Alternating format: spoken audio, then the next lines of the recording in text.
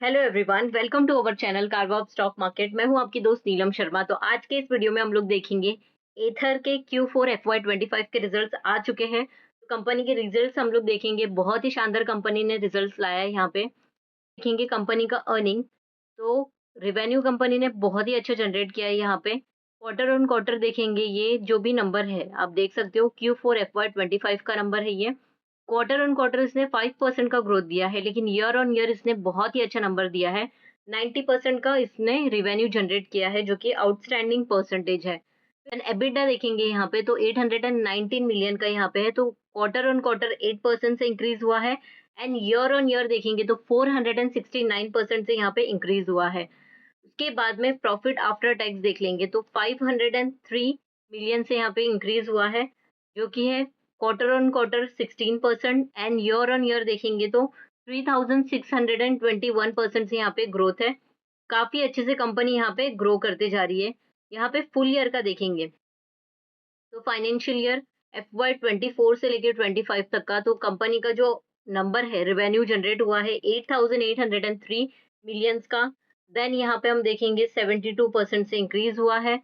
और फिर यहाँ पे हम लोग देखेंगे प्रॉफिट आफ्टर टैक्स 92% से इंक्रीज हुआ है। तो आउटस्टैंडिंग अर्निंग कंपनी ने जनरेट की है। यहाँ पे बिजनेस मॉडल में यहाँ पे अपडेट देखेंगे तो 38% का यहाँ पे कॉन्ट्रैक्ट एक्सक्लूसिव मैन्युफैक्चरिंग से आता है, जो कि आप देख सकते हो यहाँ पे इंक्रीज होते जा रही है। और ये जो इसका नंबर है, ये भी कंटिन्यूसली यहाँ पे इंक्रीज होते जा रहा है। फिर 10% का यहाँ पे contract research and manufacturing services से आता है, जो कि आप देख सकते हो यहाँ पे भी ये इंक्रीज होते जा रहा है कंटिन्यूसली। 51% का लार्ज स्केल मैन्युफैक्चरिंग से आता है, जो कि आप देख सकते हो 51% से इंक्रीज हुआ है Q4 FY25 में। और अमाउंट है 1231 मिलियंस का। कंपनी का ये बिजनेस मॉडल काफी अच्छा है, काफी अच्छे से कंपनी यहाँ पे ग्रो कर रही है। यहाँ पे हम लोग देखेंगे एथर टुडे। तो एबिटा अगर आप देखते हो FY18 से लेके 25 तक, तो ये कंटिन्यूसली यहाँ पे ग्रो कर रही है। FY25 में इसका नंबर डाउन हुआ था, बट FY25 में आप देख सकते हो ये वापस से अच्छे से ग्रो कर रहा है। यानी कि यहाँ पे लास्ट कितना था, 30.38 का था, यहाँ पे हो गया है 30.78 का, यानी कि बहुत ही अच्छे से इंक्रीज हो रहा है। फिर यहाँ पे प्रॉफिट आफ्टर टैक्स परसेंटेज भी देख लेंगे। FY2018 से लेके FY25 तक, तो ये भी कंटिन्यूसली इंक्रीज होते जा रहा है। रिवेन्यू आप देखोगे FY18 से लेके 25 तक, तो ये कंटिन्यूसली यहाँ पे इंक्रीज होते जा रहा है। कंपनी का बिजनेस सेगमेंट देखेंगे तो रिवेन्यू कहाँ कहाँ से जनरेट होता है। 45% यहाँ पे फार्मा से जनरेट होता है। और ये जो भी नंबर है, ये बाय सेगमेंट वाइज है FY25 का। और ये बाय सेगमेंट वाइज है Q4, ये Q4 FY25 का यहाँ पे नंबर है। तो फुल ईयर का देखेंगे तो फार्मा से 45%, एग्रो से 21.17%, 11.44% मटेरियल साइंस से, 6.51% मल्टीपल से, 5.98% ऑयल एंड गैस से, यहाँ पे 3.74% coating, 3.33% high performance photography, then 1.18% food एडिक्टिव एंड 1.05% सस्टेनेबिलिटी एंड रिन्यूएबल से आता है। आप यहाँ पे अब देखो Q4 FY25 में ये सबसे ज्यादा इंक्रीज हुआ है। यहाँ पे मटेरियल एंड साइंस से 20.77%, ऑयल एंड गैस से 13.74% एंड सस्टेनेबिलिटी एंड रिन्यूएबल से आता है 2.76%। तो कंपनी का रेवेन्यू जो सेगमेंट वाइज है वो काफी अच्छा है। यहाँ पे हम लोग देखेंगे कंपनी का फाउंडेशनल डिफरेंशिएटर। अब इसमें क्या है, core R&D centric approach demonstrated by. तो R&D जो सेंट्रिक अप्रोच है वो कैसे ही होता है। 681.23 मिलियन का जो अमाउंट है वो स्पेंड किया है toward research and development, accounting for 7.74% of the total revenue में से इतना इन्होंने इन्वेस्ट किया है यहाँ पे। और ये आप देख सकते हो FY19 से लेके अभी तक ये कंटिन्यूसली इसका जो भी R&D स्पेंड है ये इंक्रीज होते जा रहा है। और FY25 में आप यहाँ पे देख सकते हो थोड़ा कम हुआ है। यहाँ पे कंसोलिडेटेड फाइनेंशियल रिजल्ट्स देख लेंगे तो हमने ऑलरेडी देख चुके हैं ये रिजल्ट, लेकिन हम लोग कंपेयर करेंगे अभी। पर्टिकुलर ये अमाउंट जो है वो मिलियंस में है। रिवेन्यू फ्रॉम ऑपरेशन आप देख सकते हो Q4 FY24, Q3 FY25 and Q4 FY25। तो ये प्रीवियस ईयर के सेम क्वार्टर से कंपेयर करेंगे तो इंक्रीज़ हुआ है, प्रीवियस क्वार्टर से भी कंपेयर करेंगे तो काफ़ी अच्छा इनका नंबर आया है। देन यहाँ पे टोटल इनकम देख लेंगे तो टोटल इनकम भी कंपनी की इंक्रीज़ हो गई है और ईयर ऑन ईयर भी देखोगे तो 6,374 मिलियंस का था, अभी हो गया है 8,803 मिलियंस का। तो टोटल इनकम कंपनी की बहुत अच्छे से इंक्रीज़ हुई है। एबिटा देख सकते हो आप, एबिटा भी ये कंटिन्यूअसली इंक्रीज़ होते जा रहा है और अभी हो गया है 819 मिलियन का। पहले के कंपैरिज़न में ये काफ़ी अच्छा नंबर है। एंड यहाँ पे फुल ईयर का देखेंगे तो पहले 1577 का था, अभी हो गया है 2709 का। तो ये भी काफ़ी अच्छा है। देन एबिट यहाँ पे देखेंगे तो एबिट भी कंटिन्यूअसली इंक्रीज़ होते जा रहा है। प्रीवियस क्वार्टर में अच्छा था और उसके बाद में Q4 में भी काफ़ी अच्छा नंबर है यहाँ पे। देन फुल ईयर का भी देखेंगे तो यहाँ पे भी बहुत अच्छा है।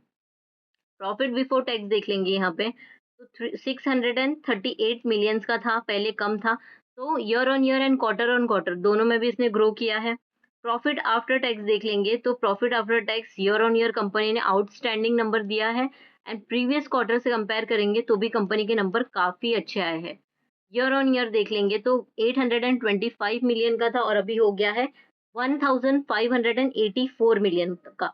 तो कंपनी का फाइनेंशियल रिजल्ट जो कंपनी ने दिया है, इससे समझ में आ रहा है कि कंपनी बहुत ही अच्छे से बिजनेस कर रही है और प्रॉफिटेबिलिटी, सेल्स इसका बहुत ही अच्छा है। इसका शेयर होल्डिंग पैटर्न भी बहुत ही अमेजिंग है, जिसके अंदर पब्लिक का होल्डिंग बहुत कम है और एफआई, डीआईएन यहाँ पे इन लोगों का होल्डिंग बहुत ज़्यादा है। यहाँ पे हम लोग देखेंगे consolidated statement of asset and liability. तो यहाँ पे असेट जो भी अमाउंट है मिलियंस में है, नॉन करंट असेट यहाँ पे दिया गया है और यहाँ पे अलग अलग चीजें जैसे प्रॉपर्टी, प्लांट एंड इक्विपमेंट में जो है वो अमाउंट यहाँ पे इंक्रीज हो गया है, 9,439 का हो गया है। ठीक है, फिर यहाँ पे कैपिटल वर्क इन प्रोग्रेस ये भी इंक्रीज हो गया है, राइट ऑफ यूज एसेट ये भी इंक्रीज हो गया है, इंटेंजिबल एसेट ये भी इंक्रीज है एंड इंटेंजिबल अंडर डेवलपमेंट ये भी इंक्रीज हुआ है। फाइनेंशियल एसेट में देखेंगे तो इन्वेस्टमेंट कंपनी ने किया है यहाँ पे थोड़ा सा, यहाँ पे इन्वेस्टमेंट इतना ही है। अदर फाइनेंशियल एसेट जो है वो भी इतना कम है। फिर यहाँ पे हम लोग देखेंगे टोटल एसेट देख लेंगे डायरेक्टली हम लोग, तो यहाँ पे आप देखो पहले कितना था 24,007 और अभी हो गया 26,442 का, तो ये इंक्रीज हो गया है। इक्विटी एंड लाइबिलिटी देख लेंगे तो ये भी कंपनी का बहुत ही अच्छे से इंक्रीज हो गया है। तो कंपनी का बैलेंस शीट और एसेट एंड लाइबिलिटी सब कुछ बहुत ही बेहतरीन है। Consolidated statement of cash flow देख लेंगे तो यहाँ पे अब देखो जो भी अमाउंट है मिलियंस में है, cash generated from operation increase हो गया है काफी अच्छे से, 1381 का हो गया है यहाँ पे। कैश फ्रॉम ऑपरेटिंग एक्टिविटी यहाँ पे अब देखो पहले माइनस में था और अभी हो गया है 1001 का, यानी कि ये भी बहुत ही अच्छे से ग्रो हुआ है। Net cash in investing activity, तो इन्वेस्टिंग एक्टिविटी में यहाँ पे थोड़ा सा कम हुआ है, ज़्यादा नहीं। Net cash used in financing activity, तो फाइनेंसिंग एक्टिविटी में से आप यहाँ पे देख सकते हो सिर्फ 20 मिलियंस का है, पहले के कंपैरिजन में बहुत कम यहाँ पे फाइनेंसिंग एक्टिविटी में ऐड है। फिर कैश एंड कैश इक्विवेलेंट देखेंगे तो ये माइनस में चला गया है, पहले के कंपैरिजन में कंपनी ने ये माइनस में दिया है, -3,159 मिलियन का। Cash and cash equivalent at the beginning of the period देखेंगे तो ये इंक्रीज हो गया है और cash and cash equivalent at the end of the period देखेंगे तो ये कम हो गया है। तो कंपनी का ये जो स्टेटमेंट ऑफ कैश फ्लो है ये काफ़ी अच्छी है। एथर का यहाँ पे मार्केट कैप देखेंगे तो 10,931 करोड़ का मार्केट कैप है, यानी कि बहुत ही स्मॉल कैप कंपनी है ये। और कंपनी का जो पी है वो 69 का है और इंडस्ट्री पी 30 का है, यानी कि अपनी इंडस्ट्री पी से बहुत ज़्यादा हाई पे अभी ये ट्रेड कर रही है। इसके अलावा अगर हम लोग देखेंगे कंपनी का ROCE 9.92% का है और ROE है 7.49% का, तो ROE बहुत ही कम है इसका और ROCE भी बहुत ही कम है कंपेयर टू देखेंगे तो, लेकिन बहुत ज़्यादा खराब नहीं है, एवरेज बोल सकते हैं इसको। फेस वैल्यू 10 है, ये EPS है 11.5 का, बुक वैल्यू है 4.91 का, करंट रेशियो है 4.09 का, क्विक रेशियो है 2.66 का। यहाँ पे हम लोग देखेंगे ईवी एबिडा है 40 और पीजी रेशियो है 2.11 का, और यहाँ पे फ्री कैश फ्लो कंपनी के पास माइनस में है, कोई भी प्रोमोटर होल्डिंग में चेंजेस नहीं है और कोई भी प्लेज परसेंटेज नहीं यहाँ पे दिखा है। यहाँ पे बुक वैल्यू है 168 का। ठीक है, तो कंपनी का आपको क्या लग रहा है, यहाँ पे कंपनी कैसी है, स्ट्रांग है या वीक है? मुझे कमेंट करके आप बताइए, आपको ये कंपनी के बारे में क्या लगता है, और अगर आपके पास ये स्टॉक है, कमेंट करके ज़रूर बताना आपने कौन से लेवल पे इसको बाय किया था। सेल्स ग्रोथ देख लेंगे कंपनी का, तो ट्रेलिंग 12 मंथ का 32% का है। प्रॉफिट ग्रोथ देखेंगे, यहाँ पे ट्रेलिंग 12 मंथ का 64% का है। तो ये काफ़ी अच्छा यहाँ पे compounded sales and compounded profit है कंपनी का। सीएजीआर कंपनी का माइनस में है, तो कंपनी ने कुछ ज़्यादा रिटर्न अभी तक नहीं दिया है। बैलेंस शीट में अगर हम लोग देखेंगे कंपनी का यहाँ पे रिजर्व्स, तो रिजर्व्स कंपनी का कंटिन्यूसली यहाँ पे आप देख सकते हो, 0 से लेके -1 से लेके ये कंटिन्यूसली इसका रिजर्व्स इंक्रीज होते जा रहा है। मार्च 2025 तक का ये नंबर है। फिर उसका आप देखोगे ये बोरोइंग, तो बोरोइंग भी कंपनी का कम हो गया है यहाँ पे, पहले 144 करोड़ का था, अभी हो गया 137 करोड़ का। तो कंपनी ऑलमोस्ट डेट फ्री है। बहुत ही अच्छी बात है कि कंपनी डेट फ्री है। कंपनी का देन हम लोग कंपनी का शेयर होल्डिंग पैटर्न देख लेंगे। प्रमोटर का होल्डिंग अगर आप देखोगे तो ये बहुत अच्छा प्रमोटर होल्डिंग है इसमें, 81.77 का। लेकिन सेबी के अकॉर्डिंग क्या है, 75% से ज्यादा इनका स्टेक इसमें नहीं रहना चाहिए। तो हो सकता है फ्यूचर में जल्दी ही इसमें कुछ भी सेल करने पड़ेंगे, तो सेल करेंगे तो इसका प्राइस थोड़ा सा डाउन जाएगा। तो हो सकता है फ्यूचर में जब भी ये इशू हो कि इनको सेल करना है, तब जाके इसका प्राइस थोड़ा और करेक्ट हो सकता है। अभी हम लोग कंपनी का टेक्निकल चार्ट देख लेंगे। यहाँ पे एथर ने क्या बोला है, यहाँ पे आप देख सकते हो, इसका चार्ट बहुत ही वॉलेटाइल है। इसका वीकली चार्ट हम लोग देख लेंगे। देख सकते हैं इसमें कुछ ज्यादा रिटर्न नहीं मिला है, क्योंकि ये कैसा है कि जब भी रैली बनाता है उतनी स्पीड से ये नीचे आता है। तो बहुत ज्यादा वॉलेटाइल स्टॉक है ये, आप देख सकते हो ना, ये इसका स्ट्रॉन्ग सपोर्ट है। ये भी इसका स्ट्रॉन्ग सपोर्ट नहीं बोलेंगे, चलो हम लोग देख लेते हैं क्या है इसका स्ट्रॉन्ग सपोर्ट। स्केल लेके को पहले हटा लेते हैं। हाँ, यहाँ तक आ चुका है वो, ऑलमोस्ट यहाँ तक 746 रुपीज के लेवल पे इसका मुझे एक सपोर्ट लगता है। अगर ये इस लेवल पे आता है तो ही इसके अंदर एंट्री लेना, अदरवाइज इसमें एंट्री मत लेना। देख रहे हो ना आप, ये इससे भी नीचे आ सकता है, कोई गारंटी नहीं है ऐसे कम स्टॉक्स की।